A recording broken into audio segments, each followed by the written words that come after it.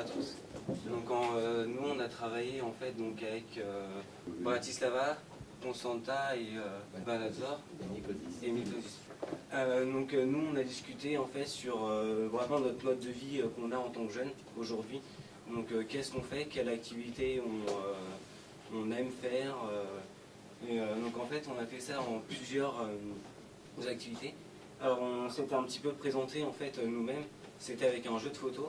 En fait c'était chacun nous prenait une photo d'un endroit d'établissement et eux aussi. Et après en fait chacun devait deviner quelle salle c'était. Et après ça on a discuté du système éducatif des différents pays parce qu'en fait forcément ça boîte en Europe, c'est pas pareil d'un pays à l'autre. Donc on a découvert un petit peu ça, leurs différents modes, et le tout en anglais bien sûr. Donc ça permet justement de travailler l'anglais d'une manière vraiment totalement différente. On a aussi après donc, fait nos emplois du temps, ce qu'on sait justement après les cours. Donc c'était vraiment toutes les activités possibles, quelle matière on aimait aussi. Parce qu'en fait on avait fait une espèce de petit mur sur internet où en fait tout le monde posait les activités qu'il sait, les matières, machin. On s'est mis aussi des petits mots sur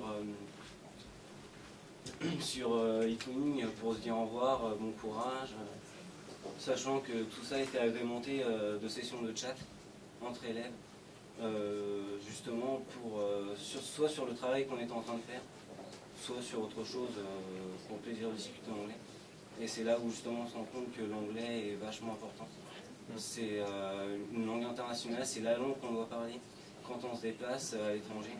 Et tout en utilisant en plus l'outil informatique. Nous qui en plus dans une filière d'informatique, c'est assez intéressant parce qu'on met l'utile à l'agréable. Merci Arthur.